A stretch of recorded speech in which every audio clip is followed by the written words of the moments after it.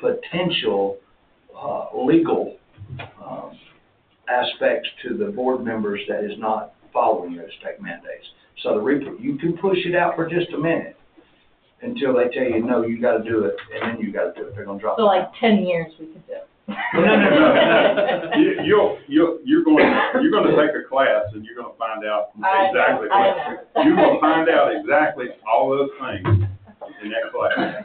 And you'll hear Thank you, Stephanie, for doing that. All right. So we will. Any comments from commissioners before we adjourn the public hearing for the millage rate? Just one thing, and wow, good questions. Excellent. I appreciate y'all being here. And I look at things a little bit different. The millage rate is important. Our total budget's $25 million or so, and this represents about half of it. The real number, the real thing to watch us on, where you really should put your eyes on us, is when we're doing the budget.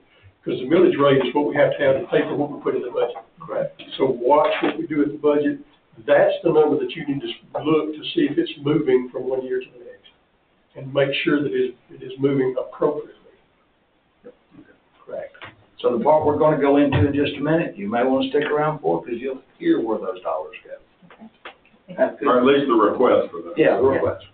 But good, yeah, thank you, Terry, for that, Commissioner Chairman. All right. Hearing none, we'll have a motion to adjourn. So we're hearing. I'll make a motion.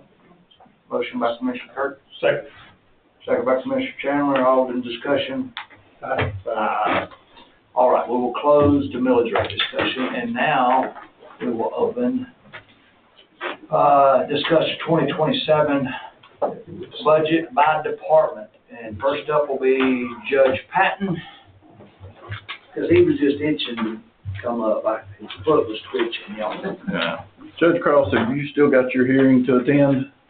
I do. Can he go before me? He's got I appreciate that. He's got a hearing to get to that I can. Sure. Thank you. Thank you. Good morning, gentlemen and ladies. Good morning. Good night. Thank you. You're going to easy. You go to hearing, that was easy.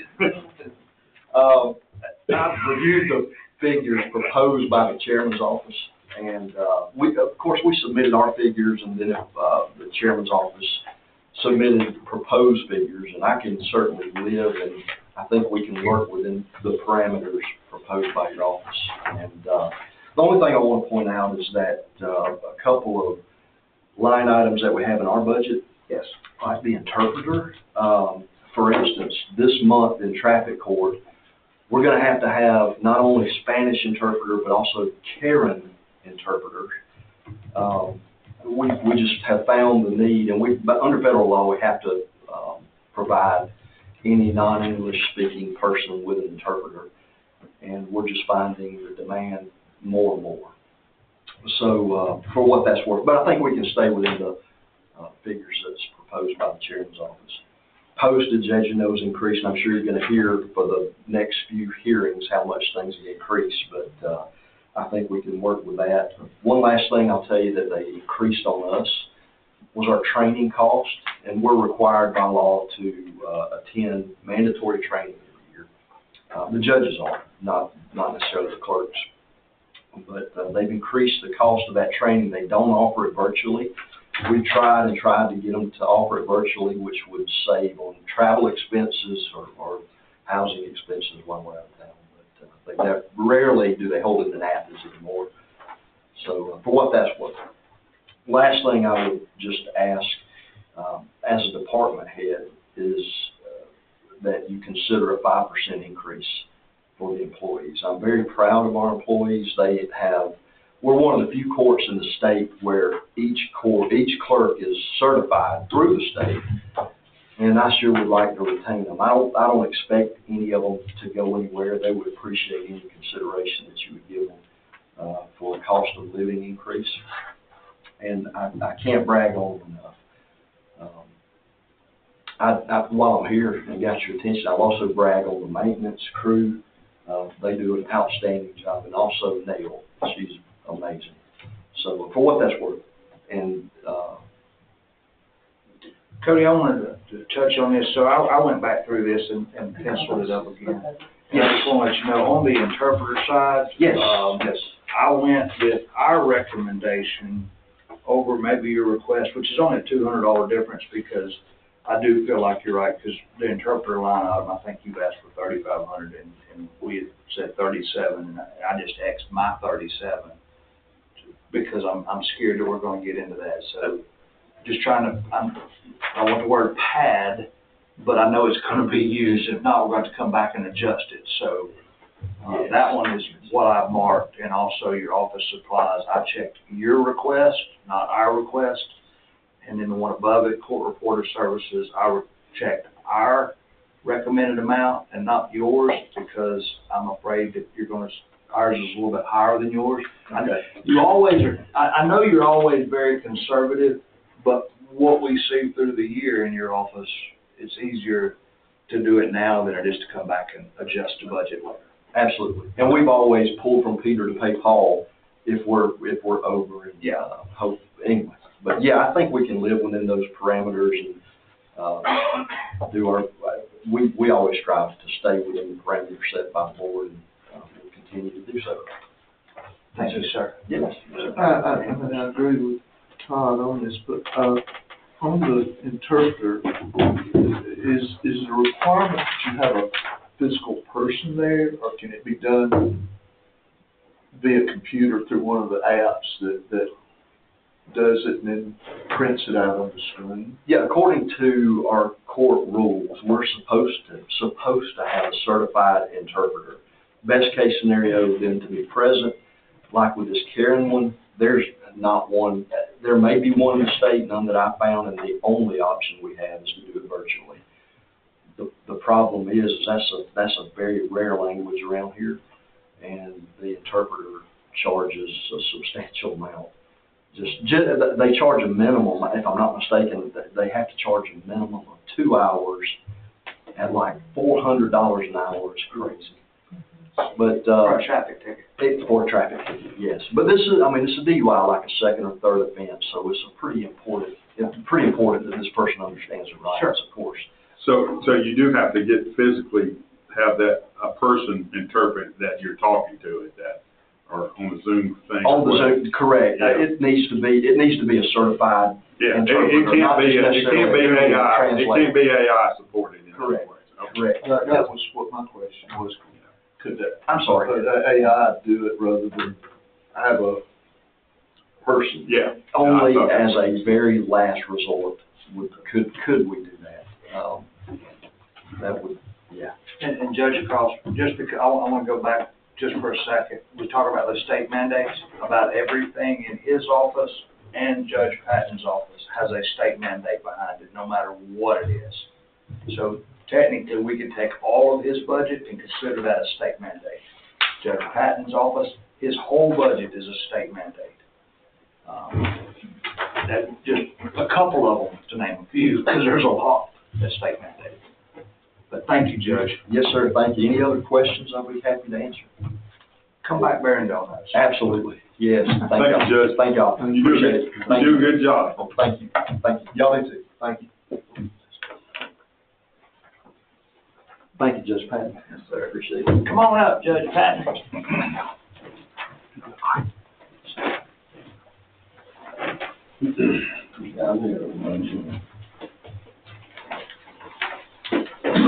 Good to see you, Father Rice. Yes, sir.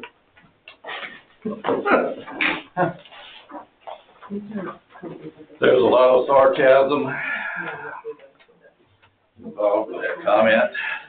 I didn't even hear it. Both his and mine. Oh, yeah. Thank you. Good morning. Good morning, sir. Appreciate your time this morning. I'm gonna try to hit some highlights and expect some questions to cover those things I forgot, because I'm sure I will. I present to you my no-frills budget. A lot of it I inherited from Judge Rice nearly 12 years ago. Some things has had to gradually increase, but his budget was no frills. That's what he left me. As a county taxpayer, I try to maintain that. There's several things this year that I was able to trim more on. that's the issue when you have a no-frills budget. It's a little tighter to try to trim those edges. Judge Cross mentioned the interpreter, knock on wood. I have been extremely fortunate. And he's right, the Carini and some of these others, oh, it's difficult. There in the beginning, there was none. And if it wasn't for a friend at Jubilee Partners, I say a friend, an acquaintance, I wouldn't have had anything that particular day or week. And of course, I'm on a timeline. When somebody's arrested, they have a 48 to 72 hour window where I've got to give them some attention. So some of these things are a real challenge. But I'm fortunate, knock on wood, with that interpreter so far. So that's not exactly a middle of the road figure. That's a wink and a prayer in hopes that it doesn't happen, you know. But I'll leave that as is. I've been very fortunate. Travel and training. Now, Judge Cross, his probate counsel has allowed him to do the virtual training. Magistrate Court counsel has for me, and I hope I didn't jinx it. Past couple of years, I've been able to do mine virtually, and that saved all of the travel expenses, which rolled back over to cover other things in other departments. And I pride myself on that. I'm very hopeful that that's going to continue this coming year for 2027. I don't know that, so I have to put that middle of the road figure in there to cover the what ifs, but I'm hopeful that I can save that amount of money in that line item as well. Something else that I've trimmed. In talking about inheritances, I inherited a law library that Judge Rice inherited and maintained as well as he could, because the cost of that's expensive. I inherited that law library in my office. There's something about somebody sending you a book and a bill for $800. I can't do it. That hurts. Our fines and our fees and our surcharges that we do, Judge Cross does, even Superior Court does, they do that, and there's surcharges that goes into maintaining that Superior Court law library. I can count on my one hand how many times I went to one of those books in my office this year. I sent that $800 book back, and I told them I didn't want more of them. So while there is some that I need that I can't do without, I can do without that law library. I can find it online. I go down to visit Superior Court if I need to see something there. So that's the money that we were able to trim. And so you'll notice a reduction in that for this coming year. I'm holding my ground. And some of those books in that law library that I got is history. I mean, it goes back to the very first judges. So that's worth it. I'm going to continue to dust them.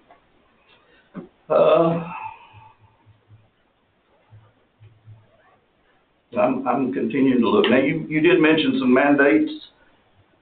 January 1, our limits for, say, civil cases have increased or will increase from 15,000 to 25,000. So our workload that has already increased the last couple of years, that have really put us behind the 8 ball, it's going even more so. So I'm very proud of our crew. I work with an outstanding team, and they give above and beyond, and they get the job done, and it's good. We're fortunate with that, and with the support that y'all give to keep us going, we're gonna make it happen. So I'll look for those numbers to continue to rise as far as civil cases is filed.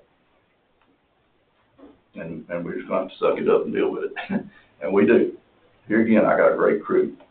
And they take care of a lot of things.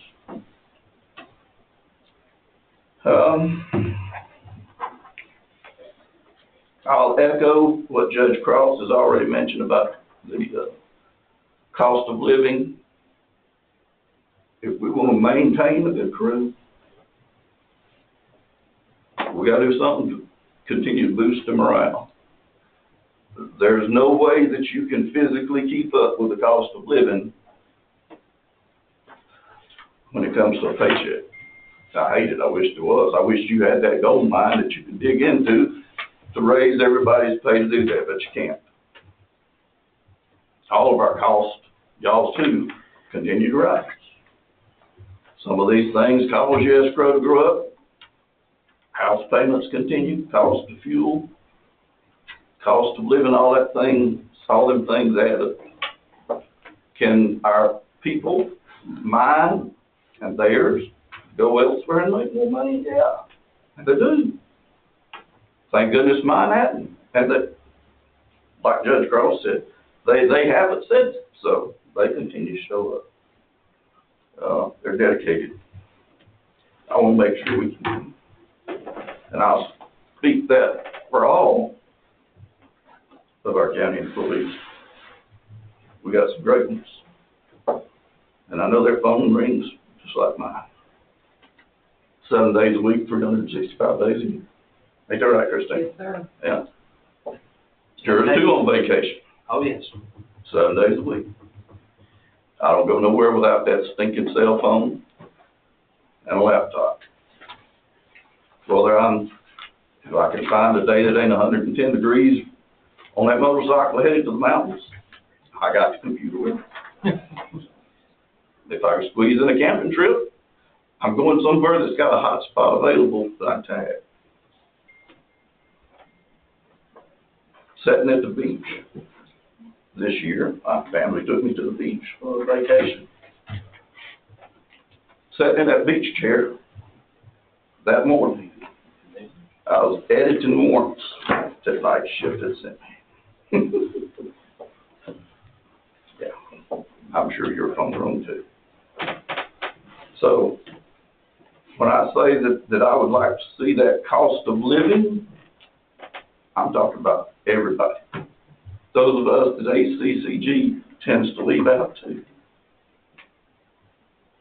Yeah, It's the right thing to do. 2 years in a row. 2 years in a row. And that's a note for the public. The governor, wasn't the governor, it wasn't ACCG, it was the governor, but ACCG let it happen, I guess you say. No elected official in Georgia for the past 2 years has got any raises. I didn't get Teachers one either. were on the same boat with me. Yeah. Teachers were on the same boat with me. Yeah. So, I mean, It's time to step up and do the right thing and give that boost of morale so that we don't lose our good ones and so that the rest of us can survive too. Because I can't even work a job at Dollar General while my days off because I don't have to. Right. There goes some of that sarcasm, I'm sorry. There you go. Questions? Judge, I went through this and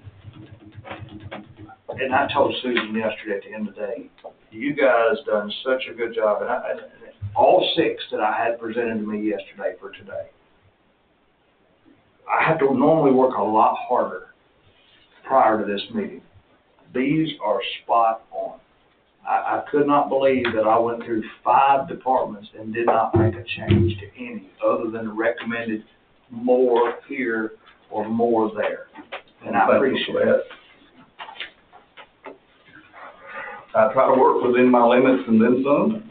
If I can see things that I can tighten up on throughout the year, some things that we can get by without, or some things that we were questionable about, just like the training. There's a work in progress. There's a working budget. Yeah. And I pride myself on trying to save what I can for those that aren't so fortunate. I think everybody in the room just heard how passionate you was about an $800 book. And if you talk about a $347,000 budget, you're worried about an $800 book. That ought to tell you how tight you are. Just a couple of questions. Yes, sir. The book that increased your question, this budget shows up in 3 line items. Wages regular, wages part-time, wages associate judge. Particularly on the part-time, there was almost none in the 2025 budget. So that's a huge jump. And it's about the same jump in wages regular, which all three of those numbers greatly exceed the 3% request. So I just trying to get an understanding of those 3 line items. All right, so with our overload in the work, we were able to add a part-time person to help us overcome that. We get a lot of our cases online now, which is very convenient for others. It just adds to the workload. Last year, we went above and beyond as far as civil cases filed. We went above and beyond what we've ever done. This year is going to be the same. It's going to be more than what we did last year. This coming year with 2027 coming in, and that House bill, what was it, 999, that increased our limits from 15,000 to 25. It comes into your office. Oh, it comes in my office. That means that many more credit card companies is going to continue to file all that paperwork. That means that a lot of the traffic accidents that's been going to Superior Court, we're going to get stuck with them. It's going to drop down. It's going to create much more work come January 1 than we've ever seen in the history of magistrate court. So with that extra part-time person, that helps us to kind of overcome some of those things. So there is an increase from last year's numbers to this year and 2027 due to the caseload that's screaming at us and having to have somebody to help us with it. Thank goodness for that technology fee that's come into play. I mentioned those dreaded credit card companies and their ability to file online. As we all know, a lot of these companies come in and they buy other credit card debts, and they buy them for a dime a dollar, and they put their attorneys to work, and they submit these files to us. They used to send them FedEx, but now they can do it a whole lot cheaper by doing it online. I kid you not, a thick file like that we've got to print, hundreds of pages. That's just about as much gibberish as that $800 book represents, but we have to take it. Now that technology fee that took place July the 1st, with your support, that's going to help us to overcome printing cost and wear and tear on all those things. As you've already studied and been told, that's going to help us tremendously suck up some of the cost with our operational things, our day-to-day stuff. So I'm thankful for all the hard work everybody did to help us make that happen. I know you can't count your chickens before they hatch, but I'm counting on those. Judge Patton, you have 3 full-time and 1 part-time, is that correct? Judge Gussler serves as a clerk also. Stacy is a full-time clerk. And Kelly those are my 3 full-timers. Pepper is part-time, and so is Carol. Those are my 2 part-timers. So yes, I think you're right on track there. Yeah, I had to stop at that stage. Excellent team. Yes. Yes, I agree. I never hear any of them say, well, that really doesn't fit in my job description. I never hear any of them say, well, that really doesn't fit in my job description. But I'm counting on those. Judge Patton, you have 3 full-time and 1 part-time. Judge Gussler serves as a clerk also. Stacy is a full-time clerk. Pepper is part-time, and so is Carol. Those are my 2 part-timers. So yes, I think you're right on track there. Yeah, I had to stop at that stage. Excellent team. Yes. Yes. That wouldn't work out well with you anyway. They never say that. They say, can I help you? You know, I want to make a note for any of you out there that has these copies. That act, when it says 2026 actual, that is for July, up till July, from January 1 to July. That's the reason a lot of those numbers look like it's doubling. It's only because you're only seeing half a year. Through June is what you're saying, right? It'll be, I think it's through July 15th. It may be through June. I thought she told me mid-July, but it is anyway, it's a half a year thing, the actual party. I just didn't want anybody to think, wait a minute, something's doubling now. Yeah. Any other questions for Judge Patton? What about fees collected? We're not seeing the same kind of increase expected. With the caseload going up, I would think that would alter some. What's your expectation there? I'm putting it in on the low side just for safety. I'm thinking we're gonna maintain, but you know, some things, and when it comes to as you all know, we, in magistrate court, we handle both civil and criminal.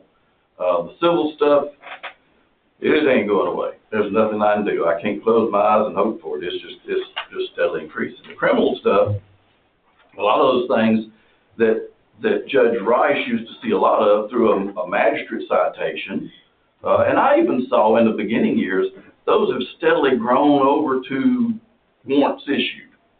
We live in a new day. We have so many young deputies that don't understand the benefits of a magistrate citation versus a criminal arrest warrant. I don't know if it's training, I don't know if it's just a sign of the times, but that fluctuates. And where a deputy might write in my old days, Judge Rice's days, a deputy might write a magistrate citation for a disorderly conduct. Well, there's a lot of benefits to that. First off, the county receives the benefits of that when it comes to fines. That stays here.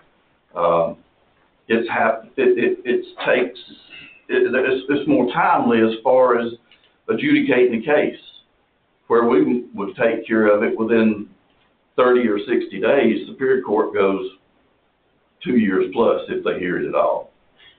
And their caseload being what it is, I get it. Child molester should get priority over a public drunk.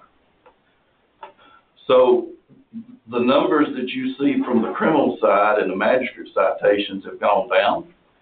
I'm hopeful that once the sheriff is able to get his numbers back where they're at, some of the older ones, if there's any of those left, can train the new guys, hey, look, this is a benefit over here. This is something that benefits you because it's not a case that you're going to have to hear or dig up in 2 years to find an incident report to testify to. But I can't think on that. So have you had this discussion with the sheriff? A time or two, yes, and he would agree. Okay. But we're just losing so many. Yeah, I just want to make sure that there's awareness out there. Okay. Yeah. The attrition rate is, horrible. I guess, Judge, do we need to be, or at least always keep it in the back of our minds that your part-time positions in the very foreseeable future are going to have to be full-time positions? I'm afraid one of them will be. I can continue to make do.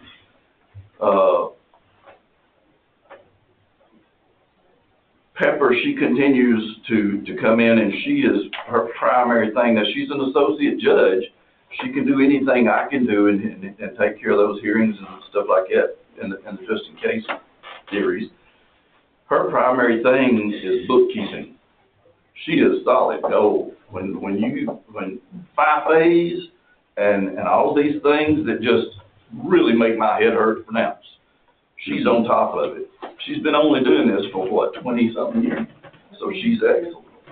So she handles the bookkeeping. That's her primary job when she comes in and works her few hours a week, is to take care of all those line items that's collected, disperse the money here and there and send whoever needs it. So that part is pretty well where it needs to be, and I don't look for that to increase. But my other part-time, Carol, who has come in this year, oh, she's flying. She's excellent, but we're really sucking up her time. So that's a possibility with one of them, yes. Here again, going back to where we started with the COLA, I want to maintain a good crew countywide, not just me and my corner of the world. We got some good people. Hold on, Tom. When is the last raise y'all gave? We give a 3%, up to 3% each year.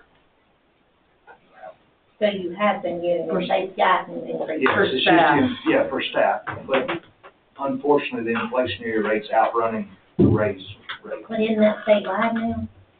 What's that? The cost of living versus Oh, yeah. the inflation? Oh, sure, We're not everybody's seeing seeing the same thing now. So, Everybody's seeing the same thing. Sheriff all around. The thing you have to keep in mind, though, is there are outside industries that are competing with the government, and that's just an issue they have. And really good folks in government that are working in government, they when they go and apply to an outside non-government organization, they usually get those jobs, and they're usually probably going to get paid sometimes twice as much as what they're making here in government. I always hear that. The problem is, I've been in the industry Oh, I have to. my whole life. I didn't get a COLA. What? Look, I'm saying what they're making is twice. They're based I on work- what they're hired on, yeah. Yeah, I'm a Right, commissioner, right. but I worked all these years, and I've worked outside somewhere. I mean, my last job was at Caterpillar. And so you had people that they could have, that most any of the jobs would have paid almost double what they make here. but you may have to travel more, you may have to live somewhere else. Well, I know, there's things, all this, Transient. but I'm just saying, Yeah.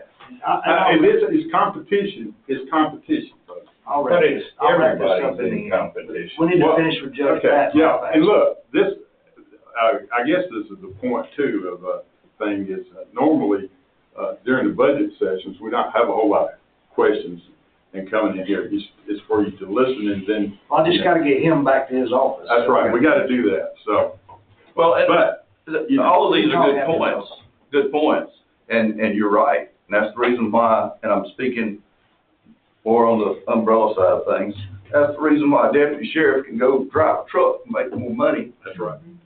Work for And why we don't have the help that we need countywide. Any other questions for Judge Patton? Thank you. Thank you, Judge. I appreciate that middle of the road version that you always share with me, and like Judge Cross, I'm gonna do my best to work within my lines, and I'm thankful for all you do. Appreciate it. Thank you.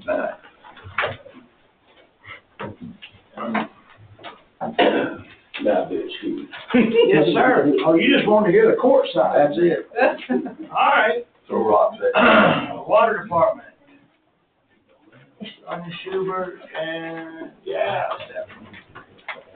Where I did with it, I lost it. I had it. You want a big copy? I got it. How y'all doing today? Good.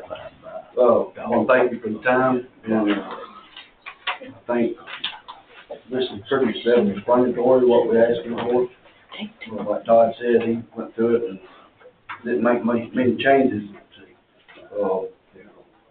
If y'all notice on that line, a man's fee, serve line, that's increased our revenue because of that insurance policy. Right now, I tell you, and I know you and Stephanie both work with Susan, and again, I was blown away by how close these numbers were. Again, 5 years, I had to work really hard to get it together. This year, I did not. My check mark on this is under administrative recommendation. You don't see that on your copy, it's just for me, but it is above, just a touch above your requested. And I'll let the board ask any questions that they may have on this budget. Yes, y'all, feel free. The only thing I see, the overtime might need to increase back to that 15,000 because, you know, we lost one last year. And, I ain't replaced it yet, so I replaced another employee. So we're down to 2 out in the field, 1 part-time, and then me. And then, of course, we have somebody working 7 days a week, and with more wells coming online, the overtime needs on Saturday and Sunday will eventually increase as well. Don't you have an open field man position? Yes. The orange, do you see the bottom line orange where it shows your total down there?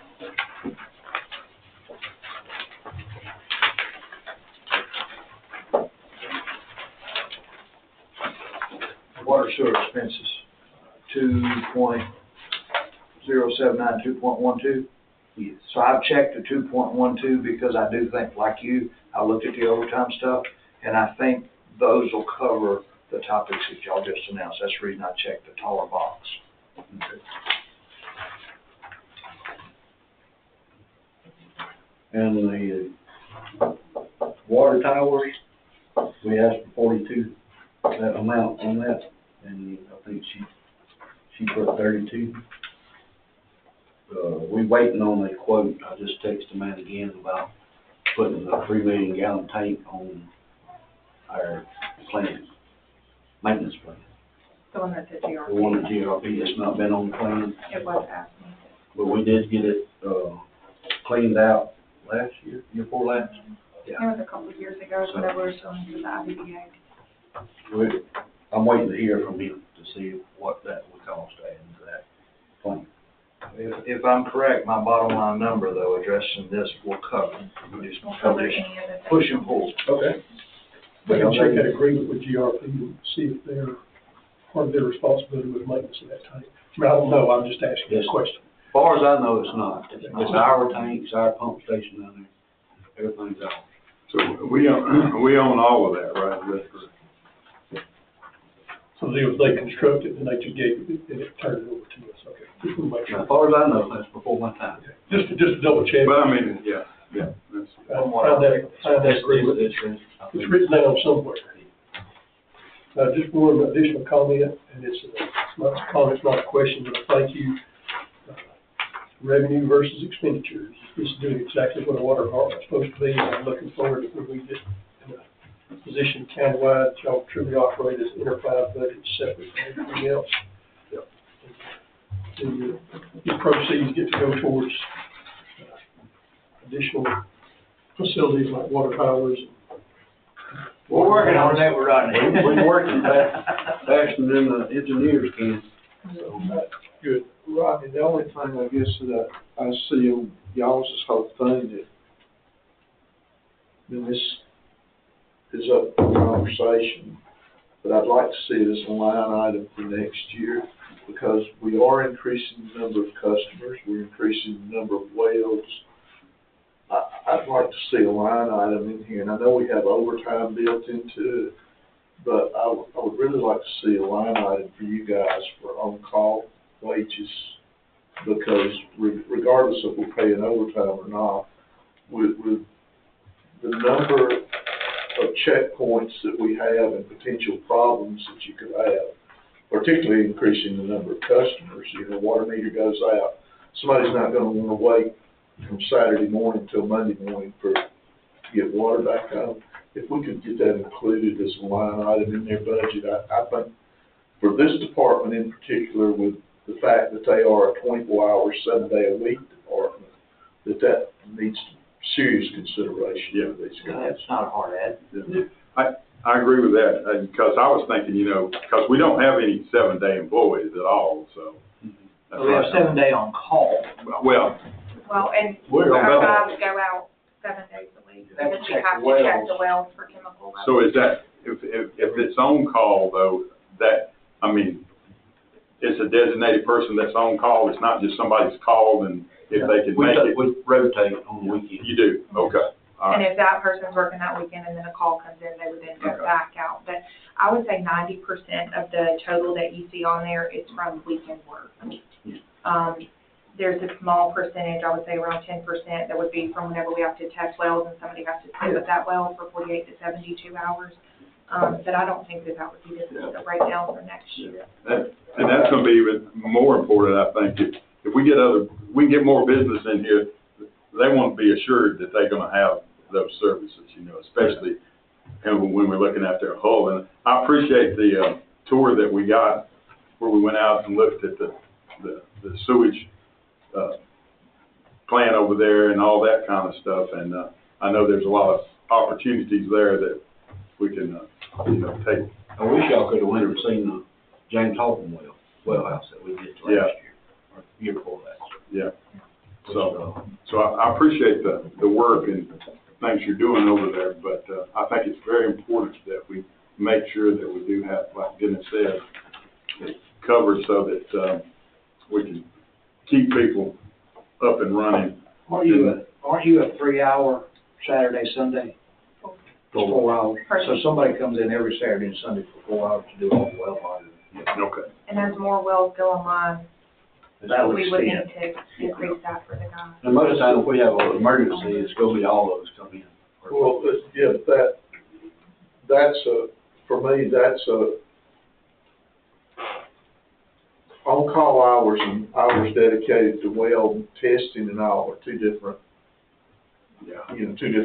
things. As far as after-hour calls, it's very minimal compared to what we're seeing in the overtime line item. That's what he's looking at, breaking it out, what's actually an on-call hours versus a call-in hours. Yeah, like at this time, you don't get paid call pay, do you? No. So, see, the person that does the well monitoring, you I know know what where you're I'm going talking with about. this. But the person that does the well monitoring is not gonna be the person that goes changes water or repairs a blowout somewhere. Like I said, it'd probably all of us come in if it's something major like that. Anyway, if we could get that, here again, it doesn't have to be part of this conversation, but next year, if we could kind of monitor it a little bit and then put that in as a line item, I think it would be good. And we should be, I agree with Commissioner Chandler, that we should be in a better position. The more customers we get, the closer we're gonna get y'all being a revenue generating department rather than on the liability side. We're gonna gain a lot this Well, year. yeah, the revenue generating department, I don't want to take that out of context, because we're rolling it right back into new lines or extended lines, but yes, it's helpful to see that it's able to be, it's paying for It's paying for itself. itself. Yeah, the expansions are paying for themselves. You got anything? Any other questions? I do. Yes, you do. The capital outlay, Hmm. and then the That's what bond. she was hitting on. Yeah, because these are big numbers, and I want to be sure that we discuss these appropriately. So water system infrastructure, $500,000 for potential new wells. And I see it to the notes to the side, it has it broke down the cost for each. And I know that some of the wells that we've recently done, that $250,000 is a really good estimated number for the whole project. Yes. And then the water systems improvement at SCADA system, that $20,000. I'm assuming you have a quote for that, or the company's quoted you that number? And then the vehicle, you have $30,000, and then that's to also include outfitting the vehicle with tools. Is that a correct projected number, or is that very low? That's probably very low. Yeah, that ain't gonna work. Yeah. So, We just wanted something in there to, if we had another full-time guy. yeah. So with the board, because this is a little different, this is getting into their revenue. I wanted to be sure that you guys seen that and that y'all approve this, and if we wanted to change that vehicles line item number. The vehicle too is gonna cost you $48,000. Well, Yeah. I do see probably why you done that, because we are rotating some of them, like the GMC we're getting from the sheriff's office. As they bought a new one, we'll get it. It can be upfitted and there's really no cost. So It's always better to have a little more in the capital outlay and come down Yeah. than to come back. So, yeah, I would say we'd probably increase that capital outlay line item up to 50, for worst case scenario, and if it comes back at 20, great. Yeah. It'll still be in capital outlay, and we never have enough capital outlay. We can always just roll it over in the bottom line. Ken, thanks for pointing that out. I think I've mentioned this before, but I think it'd be really helpful to me if the capital outlays are not separated out. I mean, I realize the way we do our county has to, but I'd like to know, like you just pointed out, that this is capital outlay specifically for water and sewer. Yeah. Another sheet altogether, capital outlay broke out by department would probably be best, because you can see them all departments and understand that one bottom line. Yeah, I'll present a BOC capital outlay list. We normally do that. And this isn't a big deal on this one, but Right. obviously a huge capital outlay make a lot of difference in the way this looks like, and it's all different. So I'm going to go through the box below that, and I wanted to ask you guys for clarification, the $150,000, is that in addition to what we're doing now, or y'all project that we're gonna need to come out with another $150,000 to finish that total project? I think I looked at it, that would be in that grant money. Okay, and that, you're talking about like Pine Valley, all of that extra stuff. That's my understanding as well, in conversations we've I had. think I added it to it before we even looked at that. Okay, so we can take that out, and then that $250,000 for Spratling Pond. Stephanie, I don't know if you remember when we went through, the SPLOST, I know we had allocated some money for Spratling Mill, and I think that we've done work there with that money. So is this in addition to all of that? So we've expended all of that SPLOST for Spratling Pond? That's right. Okay. So this is something else that the board would need to vote on to include, to do. And I see that you've got hopefully finished in 2026. And I don't know if this is something maybe we need to go to finance and look at funding for this year versus funding for the 27 budget. Maybe that's why it's broke out separately to do that.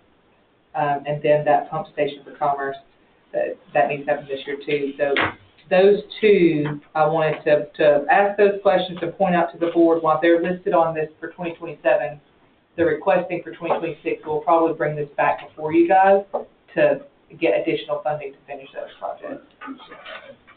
All right, so it's boxed out because it's not included in the future budget. It's boxed out to reference, these are projects for 2026 already allocated for 2026 that will be expended out of the 2026 money.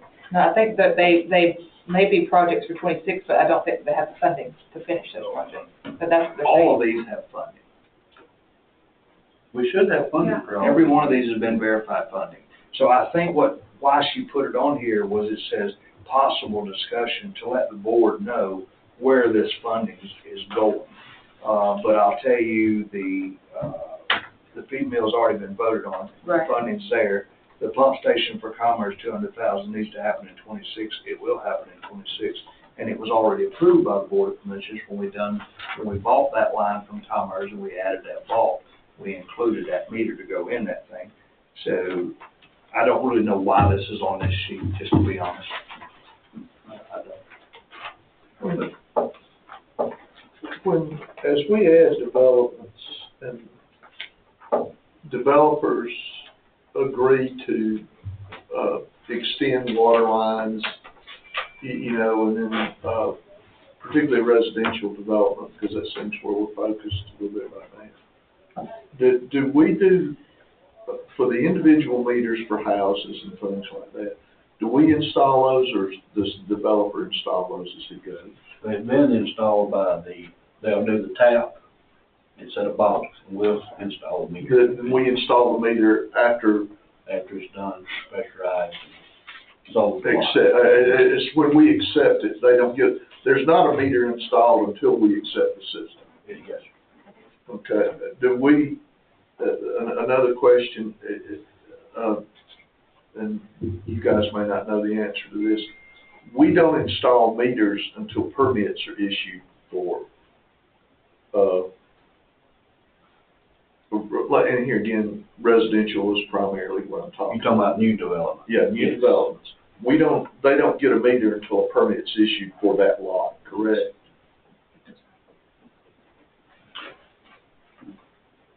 They usually don't have a need for a meter there until they're doing something, so at that point, then they come in and request one, so usually. They already got the see building one permit and everything Until, done. yeah. Well, here again, some of our friends, Clark County's a great example. They'll ask for 1 meter and then they'll build 20 houses and they'll try to, Well, you know, I want to avoid that. Yeah. You know, we found people tapped into our existing tap where the meter goes, just to get water for their, while they work. construction or, Construction, yes. yeah, or, but. We try to put Drive stuff up there, you know.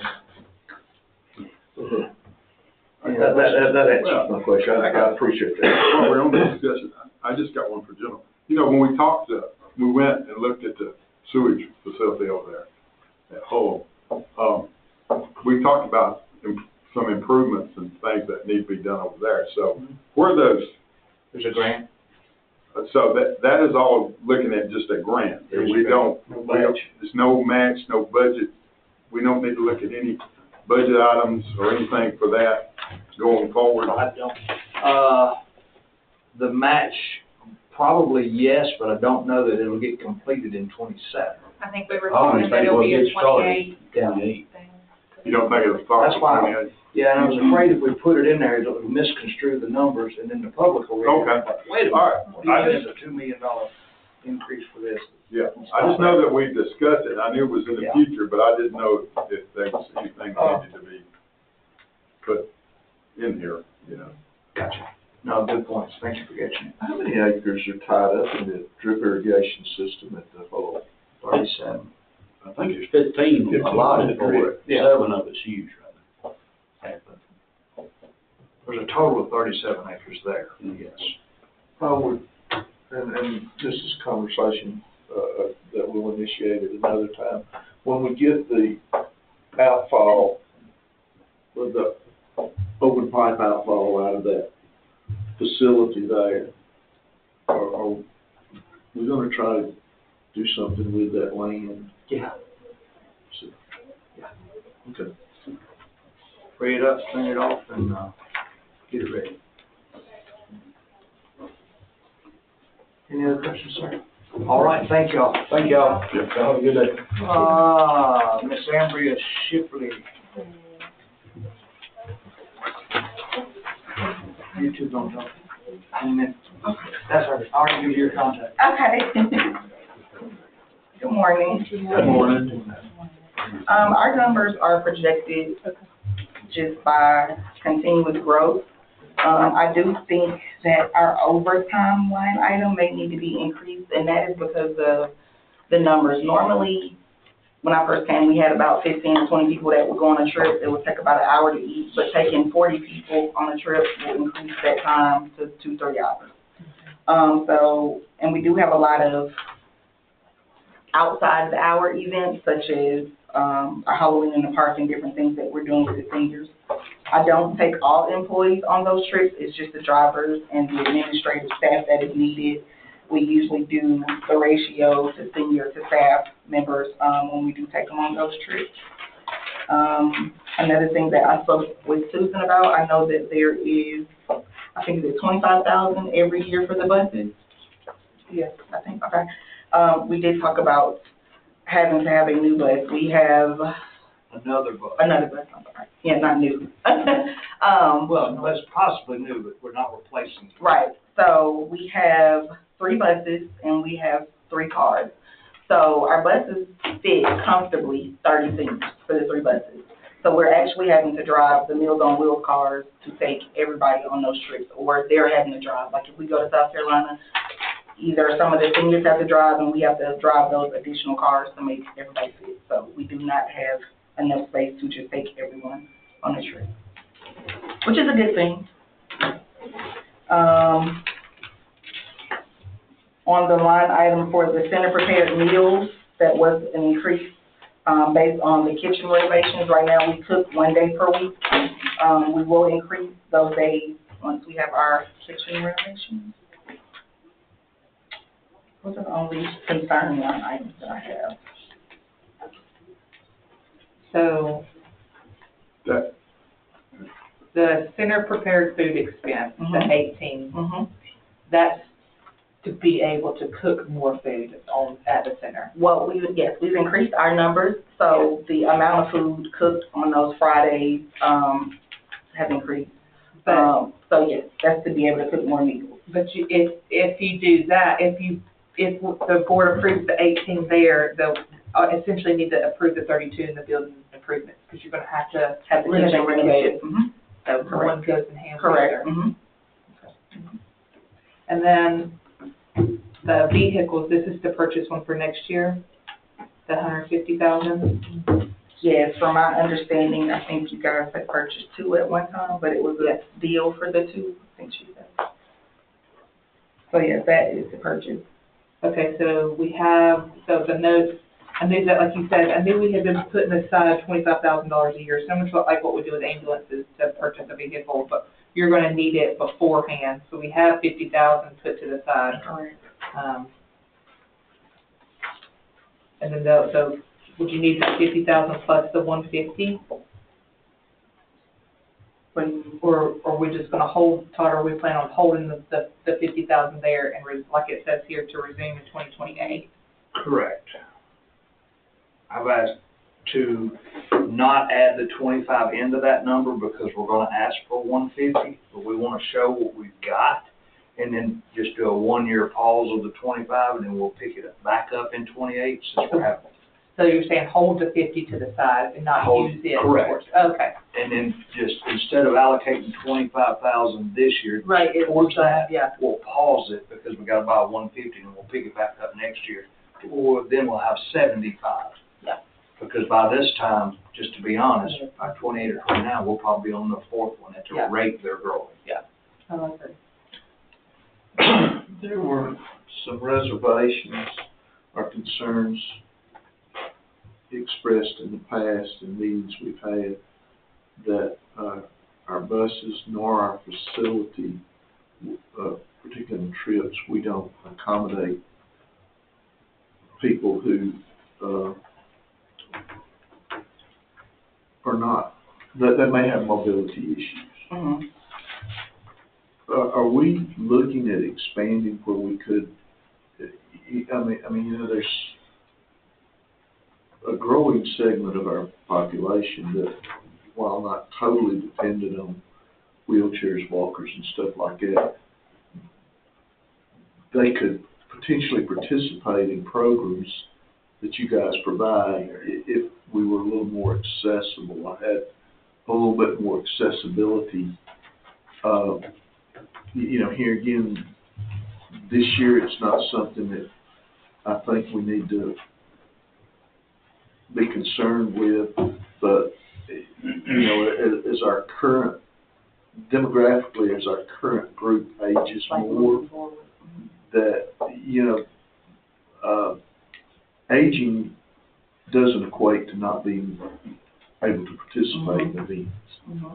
And I would like for you guys to at least research that we could move to another level. Being mobile, wheelchair mobile. In regards to being able to accommodate guests who may have mobility issues.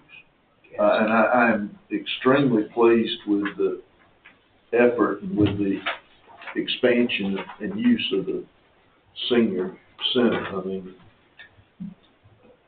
I mean, next to me getting to go to the splash pad, I don't think I've ever seen anything that was as interesting as that. Mm-hmm. Yeah.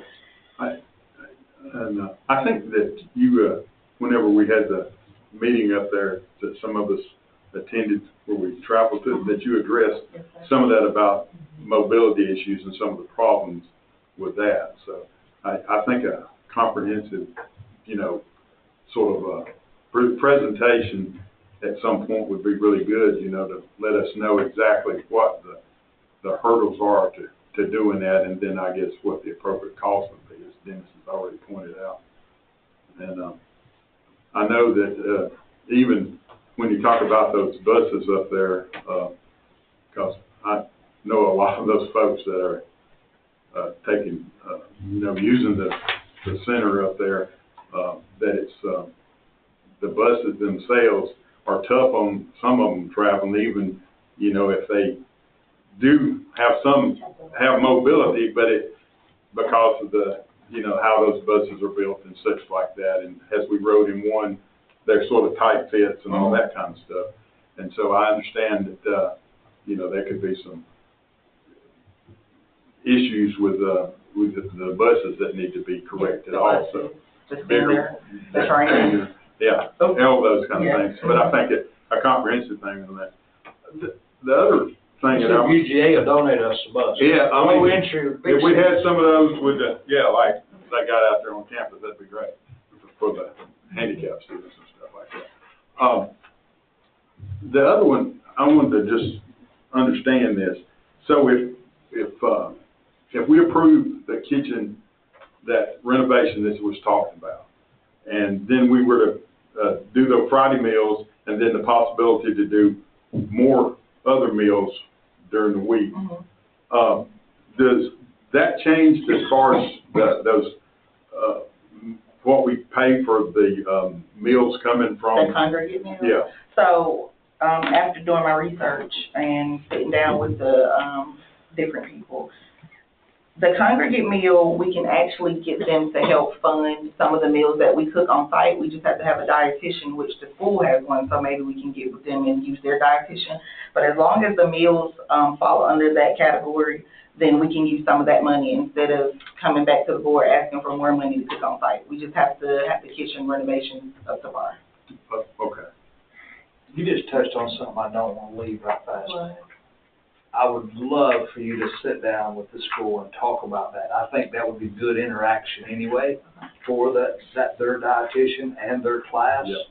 Because they're gonna pick big class to where maybe that particular teacher brings 5 or 6 over to do a Wednesday, and then maybe comes a month later and brings a different 5 or 6. Be great interaction right there. Yeah. Another thing I wanted to point out, and I mean, Bria had talked about this, is the DHS vehicle certification.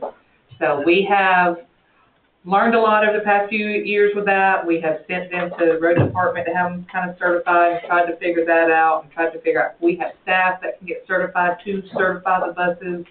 And Bria's done a good job of reaching out to surrounding areas of a lot of places that she called didn't even know what that was. So that is a requirement that we do have to do when we provide those buses out. Yes, they have the ASC certification. So we are having to send those to ASC. Mandate. Yeah. Yeah. So that would be great if our techs could do it. Yeah, and we tried to do that. We looked into that. And we probably just need to go back and revisit to see if we can have anybody certified to do that.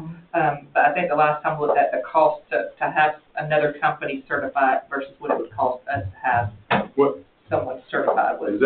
Is that something, again, we could do in combination with the BOE, or since they actually, with the bus drivers over there, because see, they do the CDL thing over there, they do the classes and do all that. Maybe it's something we could maybe incorporate some of their people in? Yeah, I guess since their buses are carrying students to where our CDL drivers are, they're hauling rock and stuff, so. But still chauffeurs I'll have like to that. ask you to endorse it either way. Yes, yeah. Yep.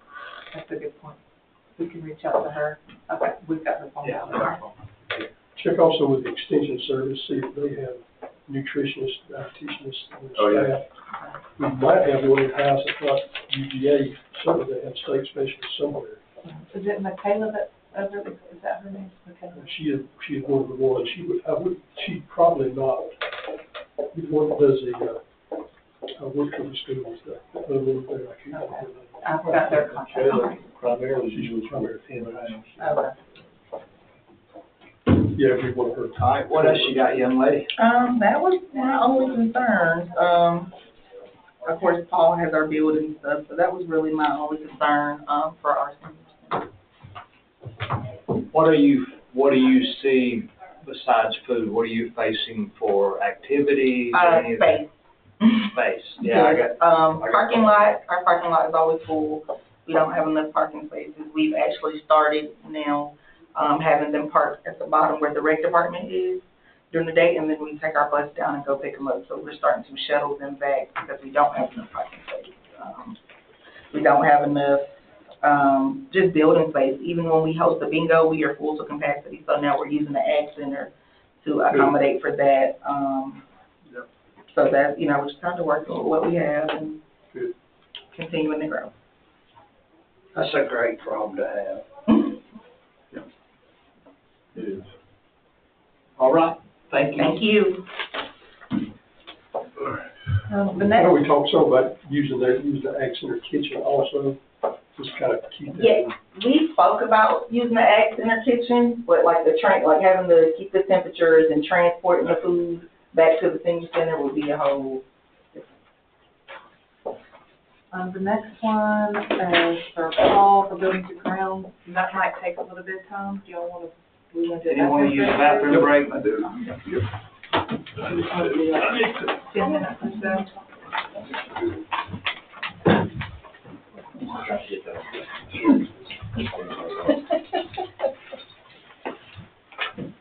As a paparazzi today.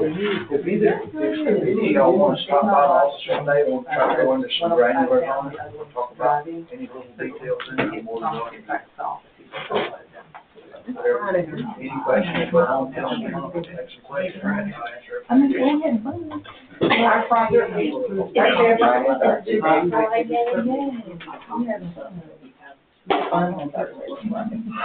for I'll tell you, if the public truly knew how many people I put involved in making these happen, I mean, we even call, like the water department, I even have them call the contractors and suppliers and say, what is your projection over the next 6 months with inflation? Like, what do you think pipe's gonna go up to?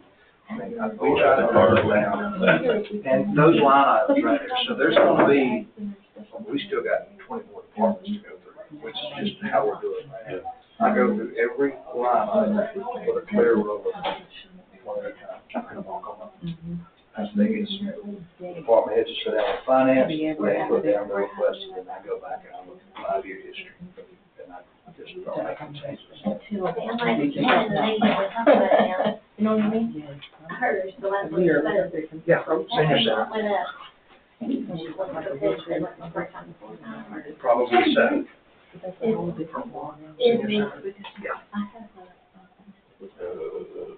You're talking about wage, right?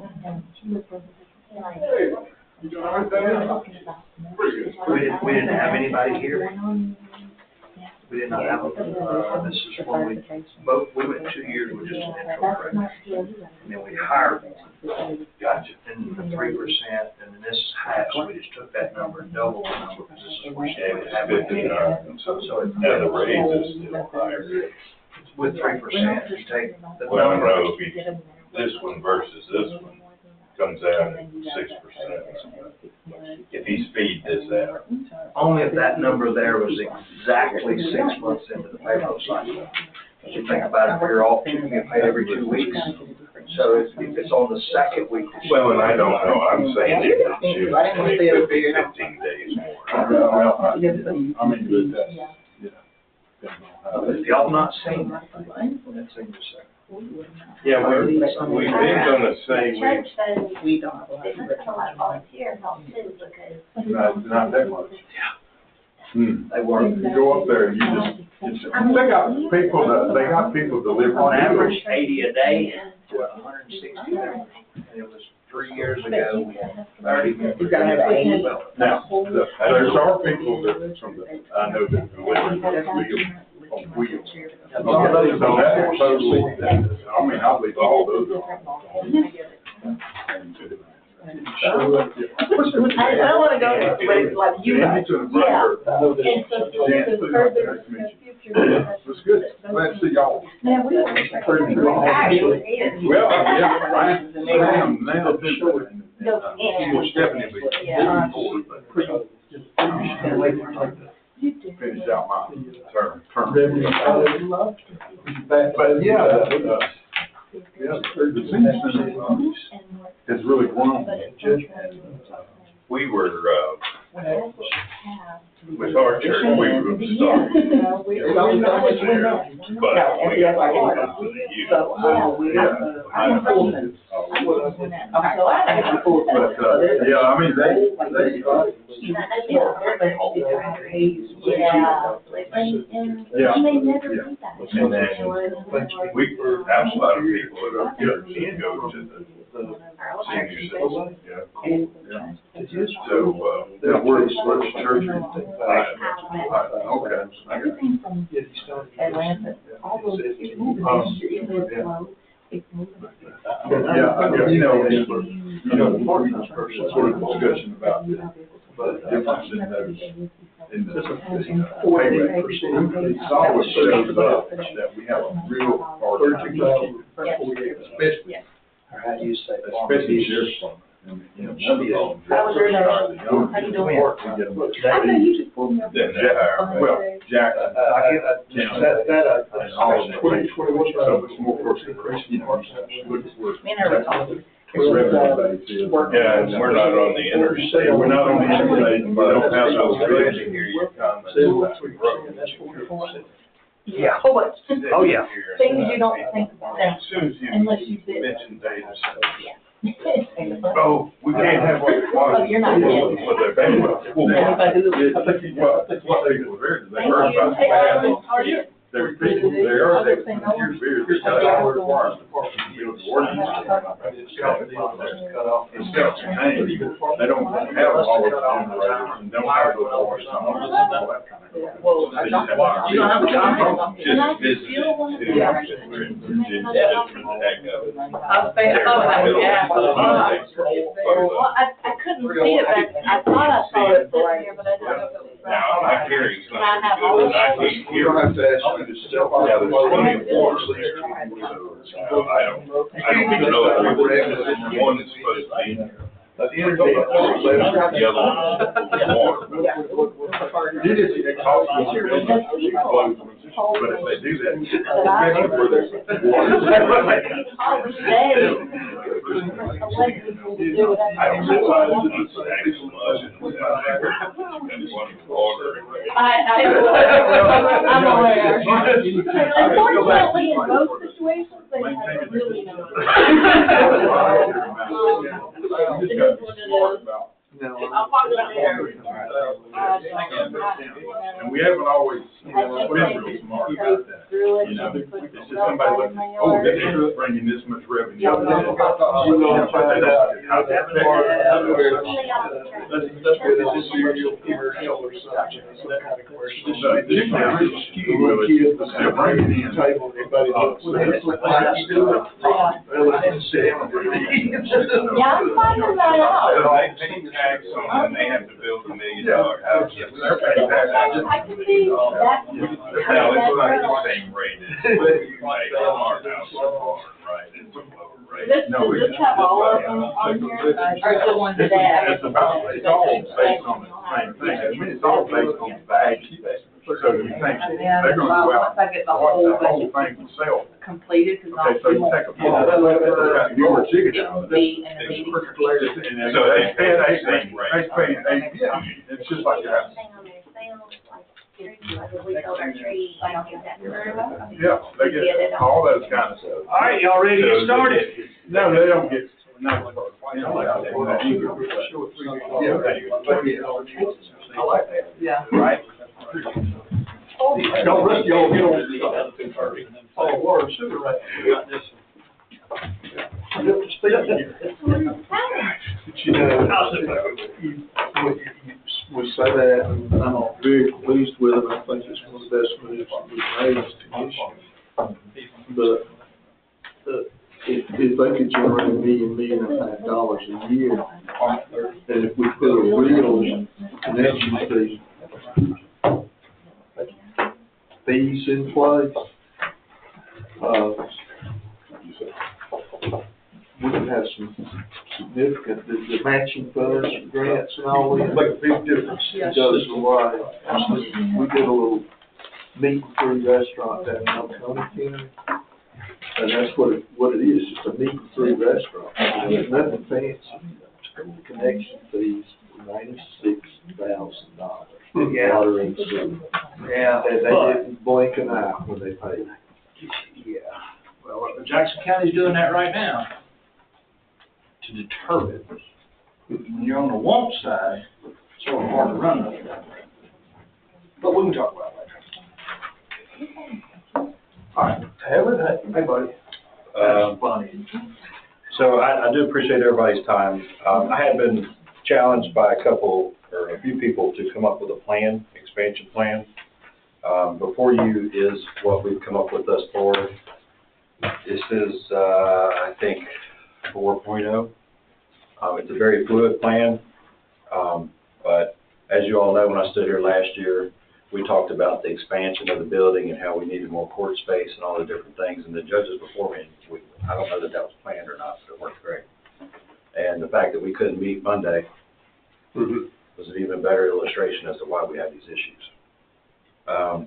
Before you is just an executive summary. That it's, in the beginning, it gives you the gist of it. We've taken notes. I've spoken to Bobby, and he has put his input on it and done his factual digging and information. Christina's been a part of this. Todd's been asked questions about this. Susan's been asked questions about this. And basically, what I'm looking for is I hope that we can all get on the same page with we need a direction, and we need a decision, and we need to know what we're going to do, how we're going to pay for it, and when we can get it going. While you all are here, I'll give you the quick update on the health department. We're probably about 75% with the piers going in the ground. We've got most of it stabilized. We still got to do the lift. The plumbing issue has been exposed. It'll be repaired once the building is put where it belongs. The guys that are working with us on this are incredible. I mean, we're probably, a good estimate is a week ahead. I think we're closer to 2. By Saturday, I'll be able to tell you for sure that we're 2 weeks ahead on this.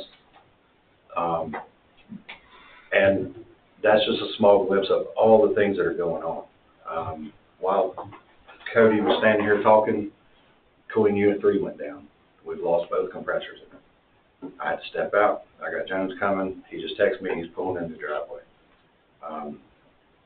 To say that we have an infrastructure that needs repair is an understatement. And so far, the things that we've done in the past few years has moved towards repairing them correctly and repairing things and making advances for the long term of all this stuff. I appreciate all y'all doing the short bus tour. That was awesome. It really was. I hope that continues. Hearing the questions that Mr. Kirk had, those would not have came had it not came from that trip. Mr. Adams had input on the water park. That's all I could do to keep me from getting in it that day. But the information that y'all have is from that trip. And I do think it should continue and keep going. I think it's a great thing. This 10-year plan is, like I said, it's very fluid. It can change constantly. This is just a jump-off point and a good place for everybody to have the same sort of information to have the discussions about. I don't know how much my position would rule into these conversations, but I'm available, and I don't know the legalities of who can talk to who and what about and when and all that. You'll have to figure that out. Just let me know when you need me, and I'll be there. As far as my budget, the first line item that I had put on here was the wages, and I had asked for a 10% across the board raise for my guys. I and my team do not do the job that we were told we would be doing. In the past, I've heard many times, well, that's your job, that's what you're supposed to do. Our job wasn't in construction originally, but we found avenues and found ways. And honestly, without the support that we get from Rodney, Derek, Todd, and Christina, we wouldn't be able to do what we do. And my guys are getting stretched, and they're getting, as you all know, it's really hard to keep somebody in a position like this that's qualified for one. It's hard to find them. We've interviewed, I don't know how many before we finally started hand-picking the ones we got. Those of you who came on the tour, when you came into my building, you saw we have a board that we take a lot of pride in. I think that's what keeps them here, honestly, is the amount of money that the county has saved from what we do. That can all be backed up. That number started with my first project was the art barn. We got quotes on it, and the closest quote was 130-something thousand or whatever, and we did the whole project and a little bit more for like 36,000. And that's when the idea came, like, oh, we can save money. Currently, without counting the ball field lights, the money we've saved by us putting them in versus paying somebody, we're at $436,000 since April 24. So it's not all big stuff, it's small stuff. Air conditioning repairs that we can make where we're not paying the service call, but we're still buying the parts and getting them done. We use Jones Heating and Air. Them guys, they'll talk me through stuff over the phone if I don't know it. And I don't know everything. I really don't. If YouTube University ain't got a good, clear picture for us to do it, then we get the professionals. That's just straight up. On the wages that I had asked for, the 10% across the board, that is just to keep them here, honestly. Would that put your wage rate? Probably 1850. I guess. I think they're 17. Most of them 17. Yeah. And some of this, just to be honest, when we've done our wage study, and it goes to the road department the same way, there was increases made to match other counties. The only real difference in it is we asked more of our guys to do, unlike what that wage study was showing. When we have entry-level guys at, say, $15, $16 an hour, but we're asking them to do what a labor rate would normally be $25 to $28 an hour to do. Outside of that, we didn't compare it, and that's a broad range. I mean, that road department guys same way. We did do a good jump, but we do a lot with a lot less than other places do. So we ask more of them. Oh, yeah. So Just on the similar capital mentioned. to just give you an idea about our hiring process for somebody to come to work for us, I have a picture, and it's write down what's in the picture for number one over here, and it's as simple as a screwdriver. But there's one question on there that doesn't have an answer. It's just a piece of plastic that we blurred the image on and put it on there. And the goal for that is for the applicant to say they don't know what it is. Because I want somebody who will, if they don't know, they ask versus just trying to, make something work. Yeah. And in the years past, we had a part-time position. It worked out all right, but it just, we tried to take it up to the next level. We're not a vocational school, so we're not apt to teach somebody from nothing. I mean, we'll hire them, I'm sure, if there's nothing else. But the goal is to not do that. The overtime, it's a shot in the dark. I don't know. I really don't. The pay sheets that I turn in, if I don't have some call in on it, it's a miracle. Like, we get called in quite a bit. And I avoid a lot of it if it's not something I have to address. They can wait till Monday, we wait till Monday, but most times it's not. There's something wrong. So you don't actually schedule any Saturdays or anything? We are currently because of the health department. Because of that, but we got the guys to work on the weekends now. So one of us has to be present, it's a date thing.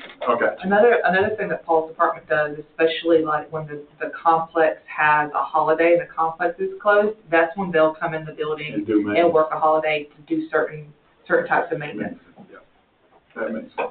But here again, and I'll go back to this, you guys don't have an on-call fee in that. And, I mean, something for me that we've got to, I think that we've got to recognize and appreciate about what these guys do is we have a number of 24-hour a day, 7-day-a-week departments. 911, the sheriff's department, the EMS departments, and then we turn that around. We have departments or places in this building in particular that you don't have access to during the week, you know. And an observation I made on our tour that day was, these guys are stretched really, really thin with the amount of things that we're asking them to do. I agree. And with the aging of our facilities across the board, I mean, it's not, you know, it's pick a building that's not 25 plus years old. And to the best of my knowledge, we don't have, except for a couple of the EMS stations, we don't have a building that they're responsible for maintenance that's not over 25 years old, do we? I mean, we got the two EMS, the one at Hull, Sanford, and the new one down at Comer. Yeah, EMS 4 is going on close to 18 years old, and then the newest one will be Comer. That's the newest too. Yeah, And everything else is 20. This building right here is June, is starting the 30th year. This building right here. No, let's really, let's get down to cutting it. This building is 75 years old. And while we put a lot of lipstick on this pig, it's still a pig. You know, I mean, everything above ground was redone, but the plumbing underground wasn't. It's still a bunch of old cast iron in here. I know, because we did the remodel on this thing. I mean, one of the things that impressed me was taking that old gym stuff over there and trying to redo that and do it in such a way that it's usable space, that we don't have, that we're not worried about over there that we're going to lose the items that we put down there. I mean, get rid of the junk, but if we put something down there we want to keep, then we don't have to worry about that it's, you know, going to mildew or be destroyed or whatever. And so that impressed me. And so I appreciate the saving of it, man. And as far as where I'm standing on this, as going on more pay for these folks, I don't have any issues with that, because I can tell you right now with what they're making, most of them could, you know, they could just write off, they don't have those skills, walk out there and apply for a job at Caterpillar as an dang assembler and make more than that an hour, and probably have guaranteed a whole bunch of overtime out there to make. Well, all my guys, when they come to work every day, when they leave, they hang their hat on it. Yeah. Like, it's quality work, it's not. Yeah, that's what I'm saying. And they'll stay till whenever to get it done. I mean. I'll agree with that, and Todd can too, because we see the guys, we see them working. He has a really good team of people. Well, in theory, though, in actuality, going back to what Alan had to deal with 15 years ago, 10 years ago, they didn't have the resources that we have today. And we honestly, I don't think we had the skill set that we have today. In some areas, you know, being able to invest in a lift at a really good price let us be able to redo all of our lighting at the ball fields, where before we would have to hire a company to do it because we didn't own a lift. And being able to hire people with those skill sets, because just 3 years ago, it was just 2 guys in maintenance. Now you got 4 or 5. I'm only on my second year. No, I'm talking about total guys. Oh, yeah, so 2 years ago it was TC and Nell. Or 3 years ago it was TC and Nell. 2 years me and TC. And then now I have 3 techs, myself, and Nell. That's right. So we've grew the department. We've also grew the workload of that department, and it ranges drastically from plumbing to electrical to HVAC to grading. I don't know that the workload's increased. The work's always been there, but now we have the people to do the work. Like, we don't have as much being put off to the side. Like before, we just didn't have enough people. Well, there was a financial burden as to why Alan had to say, okay, I've got 100,000 and I've got to do 20 projects with it, Yeah. and I need 100 to do 2. Yeah. So it wasn't able to do it, and now we're actually able to do it right because we're in a little bit better shape. And that's nothing against you, it's just that's the wheelhouse you were handed. But you know how valuable it is, even in this department. But I think if we're going to do these kind of talks, I think we need to look at it a little bit broader than just your department, because I think we are behind the wheelhouse in some. Let's have those talks amongst the board. Okay. Yep. Moving on with the rest of it, as you guys were aware, we bumped up the AC, repair line item.